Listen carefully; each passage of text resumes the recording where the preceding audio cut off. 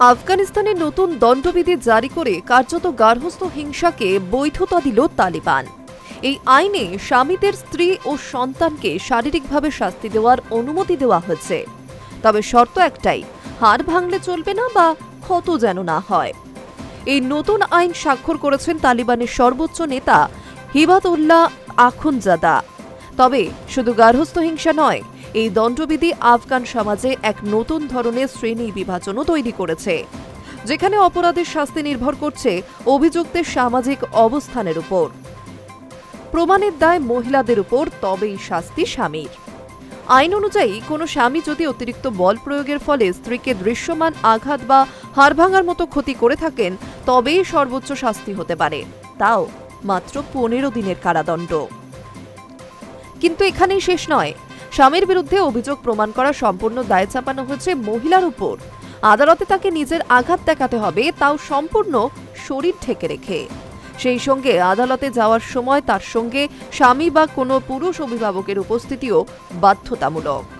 অন্যদিকে কোনো বিবাহিতা মহিলা যদি স্বামীর অনুমতি ছাড়া আত্মীয়র বাড়ি যান, তবে তাকে 3 মাস পর্যন্ত কারাবাসের মুখে পড়তে হতে পারে।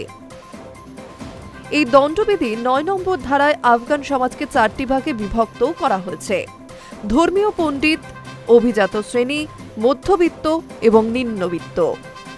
এই ব্যবস্থায় একই অপরাধের শাস্তি আর অপরাধের গুরুত্বের উপর নির্ভর করছে না, বরং নির্ভর করছে অভিযুক্তের সামাজিক অবস্থানের উপর।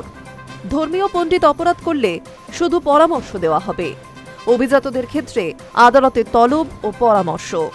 মধ্যবিত্তদের জন্য কারাদণ্ড। নিম্নবিত্তের জন্য কারাদণ্ডের পাশাপাশি শারীরিক শাস্তি। গুরুতর অপরাধের ক্ষেত্রে শারীরিক শাস্তি কার্যকর করবেন ইসলামী ধর্মগুরুদেরাই, সংশোধনাগার নয়। এই 90 পাতার নতুন দণ্ডবিধি কার্যকর হওয়ার সঙ্গে সঙ্গে 2009 সালের নারী নির্যাতন প্রতিরোধ আইন অর্থাৎ EVAW, যা আগের মার্কিন সমর্থিত সরকারের আমলে চালু হয়েছিল, বাতিল করে দেওয়া হয়েছে তা। মানবাধিকার সংগঠনগুলির দাবি, এই আইন নিয়ে প্রকাশ্যত দূরের কথা, গোপন পরিচয়েও কথা বলতে ভয় পাচ্ছেন সাধারণ মানুষ। কারণ তালিবান নতুন নির্দেশ জারি করেছে, এই আইন নিয়ে আলোচনা করাও অপরাধ বলে গণ্য হবে। আফগান মানবাধিকার সংগঠন রাওয়াদারি, যা বর্তমানে নির্বাসনে কাজ করছে, তারা রাষ্ট্রসংঘ ও আন্তর্জাতিক সংস্থাগুলির কাছে আবেদন জানিয়েছে এই দণ্ডবিধির বাস্তবায়ন অবিলম্বে বন্ধ করতে এবং আইনি সব পথ ব্যবহার করে তার রুখতে।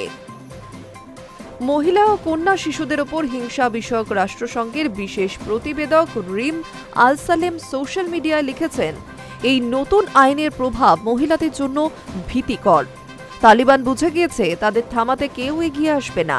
তিনি প্রশ্ন তুলেছেন, আন্তর্জাতিক মহল কি আদৌ এই পরিস্থিতির মোকাবিলা করবে? আর করলে সেটাই বা কবে? Hi news network.